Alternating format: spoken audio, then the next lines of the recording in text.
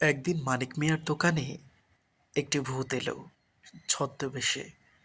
এসে বলছে, দাদা, আমায় কিছু খাবার দেবেন? আমি 2 দিন হতে ক্ষুধার্ত, কিছুই খাইনি। আমাকে যদি কিছু খাবার দিতেন তাহলে আমি খুব উপকৃত হতাম। আমাকে কিছু খাবার দেয়া যাবে দাদা? দেয়া যাবে?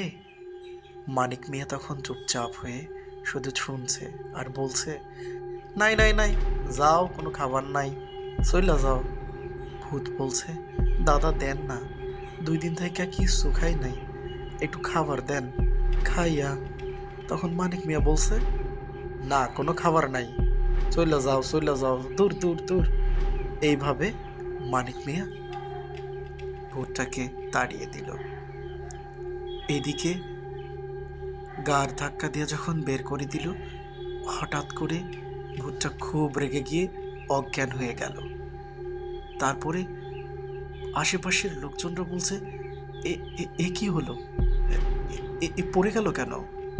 তখন একজন বলছে যে মরে গেল নাকি, দেখি দেখি। আল্লাহ! মানিক মিয়া বলছে, এ কি সর্বনাশ! হ্যাঁ, তাই তো দেখছি, মরে গেছে মনে হয়। তারপরের ঘটনাটি হচ্ছে, মানিক মিয়া তখন ইতস্তম্ভ এবং অস্থির হয়ে বলছে, লোকটারে কুয়ায় ফালাই দেই, বইলা কুয়ার মাঝে ফালাই দিয়ে আসলো। কিন্তু তখনও তারা জানতো না আসলে সে ভূত ছিল। তখন গ্রামের লোকজনরা যখন বলছে যে এখানে যে একটি লোক ছিল, সে কোথায়, তখন মানিক মিয়া বিস্তারিত ঘটনা খুলে বলে এবং গ্রামের মানুষগুলো চলে যায়। মানিক মিয়া সেই রাতে ভাবতে ভাবতে বাড়ির দিকে রওনা করে। তারপরে বাড়িতে যখন চলে আসে, এদিকে ওদিকে তাকায়, কি জানি শব্দ, কি জানি আওয়াজ হচ্ছে, মানে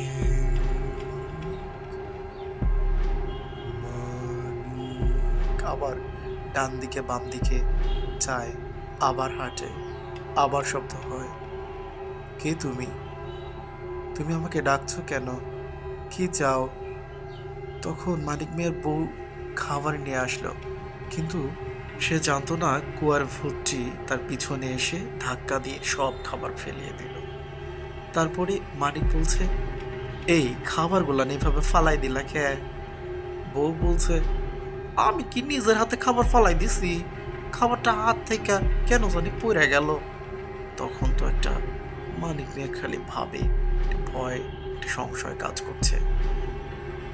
তারপরে হঠাৎ করে হিরণ কেন জানি এসে মানিককে বলল যে আমার কেন জানি অস্থির লাগছে, কিছুই ভালো লাগছে না এবং কিছু খেতেও পারছি না।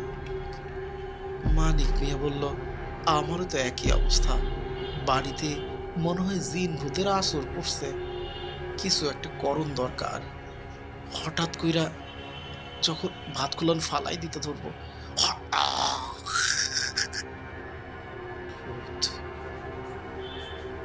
গ্রামের মানুষদেরকে মানিক মিয়া বলতে আছে যে আমাদের গ্রামে ভূতের মনে হয় উপদ্রব বাড়ছে, চলো ভূতকে আমরা দাওয়াত দিয়া কিছু খাওয়াই। এইভাবে চলতে থাকে। তারপরে একদিন ভূতগুলা খাবার দাবারের গন্ধ শুইখা মানুষ রূপে আসে, এসে বলে, এই কিছু খাবার দে, কিছু খাবার দে, এইভাবে বলতে থাকে। হঠাৎ করে কোন একটা শব্দ,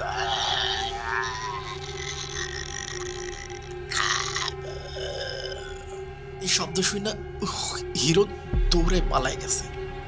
তারপরে হঠাৎ করে আবার কি জানি শেষ নামতেই মাথার ভিতরে এসে জল ঢালতেছে। এটা দেখা মানিক মিয়া তো এটা দেখে অস্থির হয়ে গিয়েছে যে এটা কি হচ্ছে। দৌড়ায় দুজনেই পালিয়ে যাচ্ছে, আবার খাবার উপরের দিকে যাচ্ছে, আবার নিচের দিকে নেমে যাচ্ছে। এই ঘটনাটা তখন ছবির মাস্টারকে খুলে বলে। তারপরে সে ড্রয়ারে গিয়ে দেখে সে মাথাটা আছে কিনা। আসলে সে একদিন খুব রাগের চোটে তার ছোট ভাইয়ের এক কোপে মাথাটা আলাদা করে দিয়েছিল। সে মাথাটা ড্রয়ারের মাঝে রেখেছিল। এটিই ছিল তার সমস্যা। তাই সে আত্মা হয়ে চারদিকে ঘুরে বেড়ায়, কিন্তু এটা কাউকে কখনো প্রকাশ করেনি। যখন সে নিজের ভুল বুঝতে পারল, তখন সবাইকে বিষয়টি বলে দিল, এবং সেই আত্মাটাই হয়তো চারদিকে ঘুরছে আর সবাইকে বিরক্ত করছে। তারপরে সবুর মাস্টার বলল, মানিক মিয়া, এতদিন কথাটা গোপন রাখছো, নিজের বাইরে এইভাবে তুমি মাইরা ফেললা, তুমি তো বালা মানুষ না। তারপরে একটু পরে যখন ড্রয়ার খুললে দেখে টাকা আর টাকা, শুধু টাকা আর টাকা। কিন্তু সে জানতো না সে অনেক আগে আত্মা হয়ে উড়ে গিয়েছে। সুপ্রিয় দর্শক বন্ধুরা, যদি আমাদের গল্পটি আরও পরের পর্ব জানতে চান এবং ভালো লেগে থাকে, তাহলে লাইক, কমেন্টস এবং শেয়ার করুন।